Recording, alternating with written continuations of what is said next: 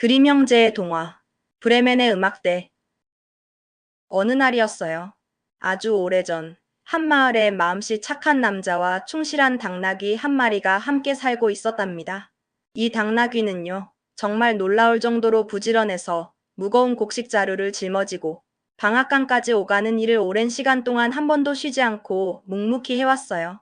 아침부터 저녁까지 비가 오나 눈이 오나 땀방울을 송골송골 흘리면서도 불평 한마디 없이 주인을 위해 열심히 일했죠. 그의 충성심과 성실함은 마을 사람들에게도 잘 알려져 있을 정도였답니다. 하지만 안타깝게도 세월은 그 누구도 비켜갈 수 없는 법이잖아요. 부지런했던 당나귀에게도 시간이 흐르고 나이가 들면서 점점 몸에 힘이 빠지기 시작했어요. 예전처럼 힘찬 발걸음으로 곡식 자루를 나르기 어려워졌고 점차 방앗간 일을 제대로 해낼 수 없는 지경에 이르게 되었죠. 그의 다리는 예전처럼 튼튼하지 못했고 어깨는 축 처졌으며 눈빛에는 피로가 가득했어요. 그 모습을 지켜보던 주인은 글쎄 고맙고 안타까워하기는커녕 이제 더 이상 쓸모없어진 당나귀에게 줄먹이를 어떻게 하면 좀 더 아낄 수 있을까 하고 머리를 굴리기 시작했대요. 참으로 매정하고 씁쓸한 마음이 들게 하는 주인의 태도였죠.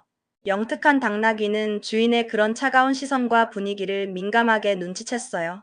어쩐지 자신에게 좋지 않은 일이 곧 닥쳐올 것 같은 불길한 예감에 휩싸였답니다. 그래서 당나귀는 밤늦게 몰래 주인의 집을 빠져나와 멀리 떨어진 브레멘이라는 도시로 향했어요. 당나귀는 마음속으로 생각했죠. 브레멘이라면 분명히 내가 새로운 삶을 시작할 수 있을 거야. 그곳에서는 내가 멋진 시의 음악가가 될 수 있을지도 몰라. 그렇게 희망을 품고 당나귀는 힘든 발걸음을 내디뎠어요. 당나귀가 얼마나 먼 길을 걸었을까요?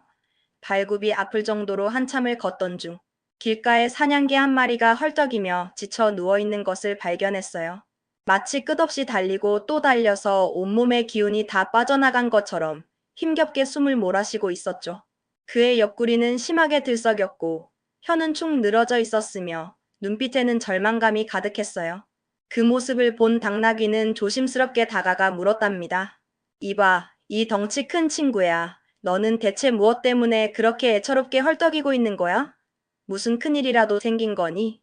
사냥개는 간신히 고개를 들고는 축 늘어진 목소리로 대답했어요. 아휴, 나의 슬픈 사연을 들어주시오. 나는 이제 너무나도 늙고 병들어서 날마다 기운이 빠지고 있소. 내 몸은 예전처럼 빠르지 못하고 코는 냄새를 잘 맡지 못하게 되었지. 그래서 더 이상 사냥터에서 예전처럼 맹활약할 수 없게 되었소. 주인이 이런 나를 쓸모없다고 여겨주기려 하는 것을 알고 겨우 도망쳐 나왔다오. 하지만 이제 앞으로 어떻게 먹고 살아야 할지 정말이지 막막하기만 하오. 사냥개의 목소리에는 깊은 절망감이 배어 있었어요. 그의 눈빛은 희미했지만 살고자 하는 작은 불씨는 여전히 남아있는 듯했죠. 내게 아주 기발하고 좋은 생각이 하나 있소. 당나귀는 사냥개의 말을 듣고 눈을 반짝이며 활기차게 말했어요. 나는 지금 브레멘이라는 멋진 도시로 가서 시의 음악가가 되려고 하오. 자네도 나와 함께 가서 새로운 삶을 시작하며 음악가로 일해보는 건 어떻겠소? 나는 찰랑거리는 뮤트를 아름답게 연주하고 자네는 쿵짝쿵짝 신나는 큰 북을 치면 분명 아주 멋진 콤비가 될 수 있을 거야. 당나귀의 제안에 사냥개는 처음으로 희미하게 미소를 지었어요. 더 이상 잃을 것이 없다고 생각했는지 아니면 당나귀의 제안이 너무나도 매력적이었는지 그는 고개를 끄덕이며 당나귀의 말에 선뜻 동의했답니다. 그렇게 서로에게 희망이 되어준 둘은 어깨를 나란히 하고 새로운 여정을 시작했어요. 얼마나 걸었을까요? 둘은 함께 길을 걷던 중 이번에는 길가에 웅크리고 앉아있는 고양이 한 마리를 우연히 만났어요. 고양이의 얼굴은 마치 비 오는 날 사흘 내내 처마 밑에 갇혀 풀이 죽어 있었던 것처럼 아주 우울하고 쓸쓸해 보였죠. 그의 털은 잔뜩 헝클어져 있었고 귀는 축 처져 있었으며 눈빛에는 깊은 슬픔이 가득했어요. 자, 이봐, 늙은 면도사 양반. 대체 무슨 일로 그렇게 축 처져서 풀이 죽어 있는 거야? 무슨 근심이라도 있는 거니? 당나귀가 고양이에게 다정하게 말을 건넸어요. 고양이는 한숨을 길게 내쉬며 힘없이 대답했어요. 목숨이 바람 앞에 촛불 같은데 누가 마음 편히 즐거울 수 있겠어요? 나는 이제 너무나도 늙어서 날카로웠던 이빨도 다 닳아버렸고 민첩하게 쥐를 잡으러 돌아다니는 것보다 따뜻한 난로가에 편안히 앉아 실을 잡는 게 더 좋아졌어요. 그랬더니 주인이 나를 쓸모없다고 여겨 차가운 강물에 빠뜨려 주기려 했답니다. 다행히 겨우 도망쳐 나오긴 했지만 이제 어디로 가서 어떻게 살아가야 할지 정말이지 막막하고 앞이 보이지 않아요. 고양이의 목소리에는 깊은 비애와 불안감이 묻어 있었어요. 그의 모습은 마치 세상의 모든 짐을 혼자 짊어진 듯 쓸쓸해 보였죠. 우리와 함께 브레멘으로 가는 건 어떻겠나? 자네는 밤에 멋진 세레나데를 부르는 것처럼 신비로운 음악을 잘 아는 것 같으니 분명 멋진 시의 음악가가 될 수 있을 거야. 당나귀가 다시 한번 희망찬 제안을 건넸어요.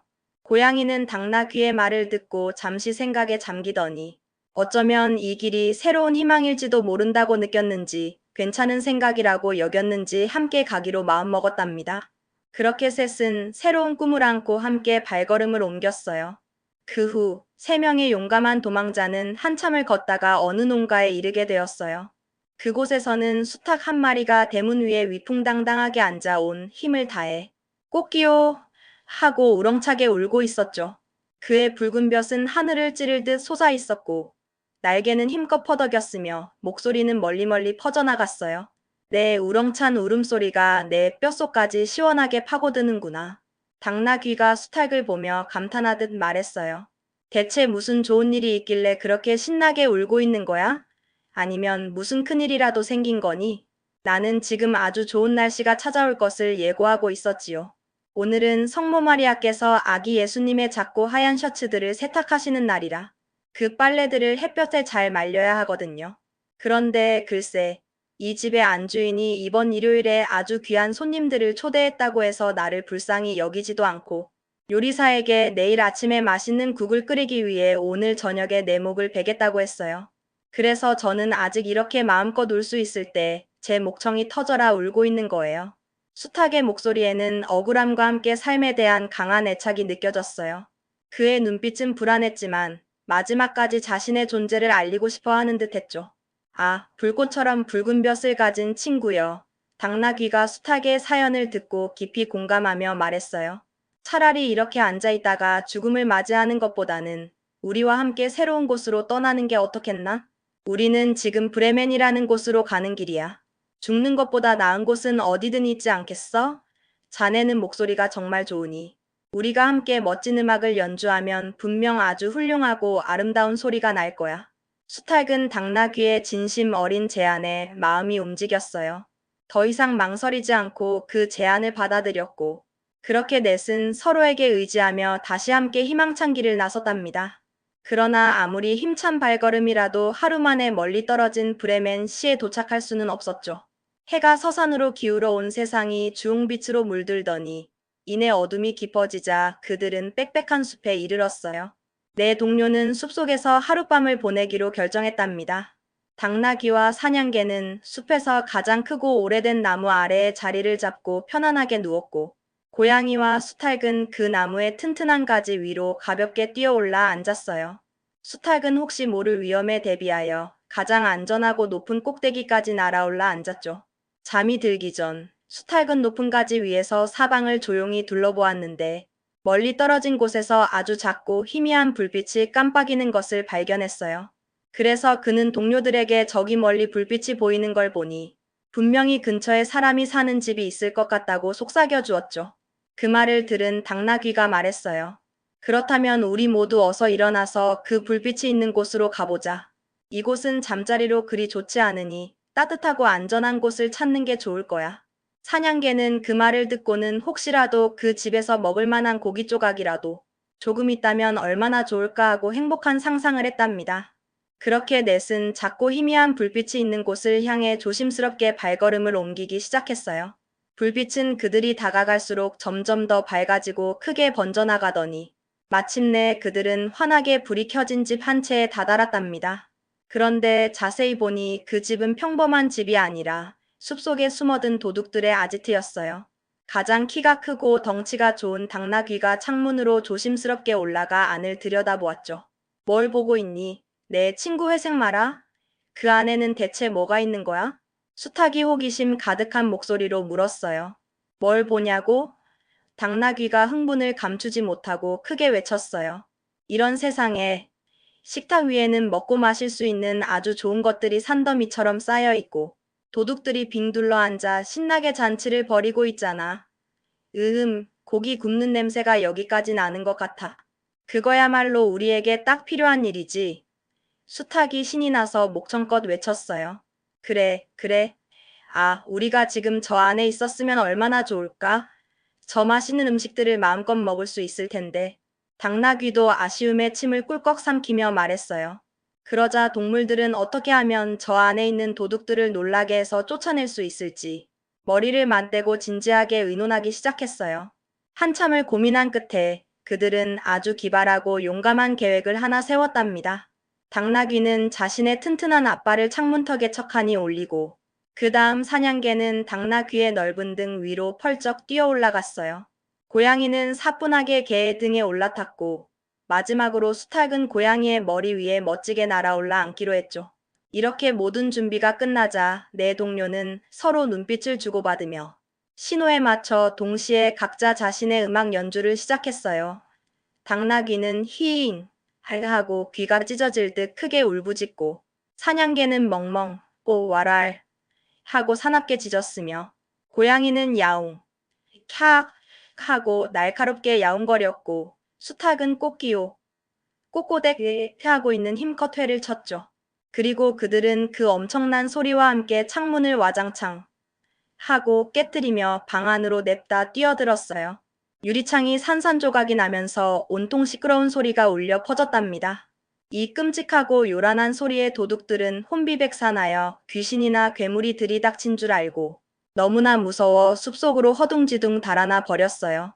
심장이 발끝까지 떨어지는 듯한 공포에 사로잡혀 뒤도 돌아보지 않고 냅다 도망쳤죠. 네 명의 용감한 동료는 이제 아무도 없는 집 안으로 들어가 남은 음식들 앞에 편안하게 앉아 만족스럽게 먹기 시작했답니다. 마치 한 달 동안 금식이라도 한 것처럼 배가 터지도록 실컷 먹었죠. 따뜻한 음식과 시원한 물을 마시며 그동안의 고생을 보상받는 듯 행복한 시간을 보냈어요. 배를 든든히 채운 4명의 음악가는 불을 모두 끄고는 각자 자기에게 가장 편안하고 안전하다고 생각되는 잠자리를 찾아 나섰어요. 당나귀는 마당에 쌓여있는 부드러운 집더미 위에 몸을 뉘었고 사냥개는 혹시 모를 침입자를 대비하여 문 뒤에 자리를 잡았어요. 고양이는 따뜻한 재 옆에 난로가에 몸을 웅크렸고 수탉은 가장 안전한 지붕의 튼튼한 들보 위에 올라 앉았답니다. 오랜 길을 걸어 너무나도 피곤했던 그들은 곧 깊고 평화로운 잠에 빠져들었어요. 한밤중이 지나고 숲속으로 도망쳤던 도둑들은 멀리서 자신들의 집을 보니 불빛이 모두 꺼져 있고 아무 소리도 들리지 않자 두목이 용기를 내어 말했어요. 우리가 너무 겁을 먹고 쉽게 도망친 것 같군. 혹시 우리가 착각한 건 아닐까? 부하 하나를 보내서 집 안 상황이 어떤지 다시 한번 조심스럽게 살펴보고 오게 해라. 그리하여 부하 중 한 명이 조심스럽게 집을 살펴보러 향했답니다. 그는 발소리도 내지 않고 조용한 집 안으로 몰래 들어가 부엌에서 불을 붙여 주위를 밝히려고 했어요. 그런데 어둠 속에서 고양이의 반짝이는 두 눈이 마치 작은 숯불처럼 보였던 거예요. 부하는 그것을 진짜 숯불로 착각하고 그 위에 성냥불을 갖다 댔죠. 하지만 고양이는 그런 어처구니 없는 장난을 이해할 리 없었죠. 자신의 눈에 불을 대려 하자 깜짝 놀라 하고 울부짖으며 부하의 얼굴에 냅다 달려들어 침을 뱉고 날카로운 발톱으로 마구 긁어댔어요. 깜짝 놀란 부하는 으악 하고 소리를 지르며 뒷문으로 황급히 달아났지만 거기에 편안하게 누워 잠을 자던 사냥개가 인기척에 벌떡 일어나 그의 다리를 꽉 물어버렸죠. 부하는 아픔을 참으며 마당을 가로질러 집더미 곁을 지나가려 했지만 이번에는 당나귀가 이랴 하고 우렁차게 소리 지르며 튼튼한 뒷발로 그의 엉덩이를 한 차례 크게 걷어쳤어요. 게다가 이 모든 소란에 잠에서 깨어난 수탉이 지붕들보 위에서 꼬끼요 꼬꼬댁 하고 자신의 목청이 터져라 아주 크게 외쳤답니다. 온몸이 만신창이가 된 도둑은 혼비백산하여 죽으림을 다해 달아나 두목에게 돌아와 말했어요. 그의 얼굴은 피투성이가 되어 있었고 몸은 잔뜩 긁혔으며 다리는 피가 나고 있었죠. 그의 목소리는 두려움에 떨려 제대로 나오지 못했어요.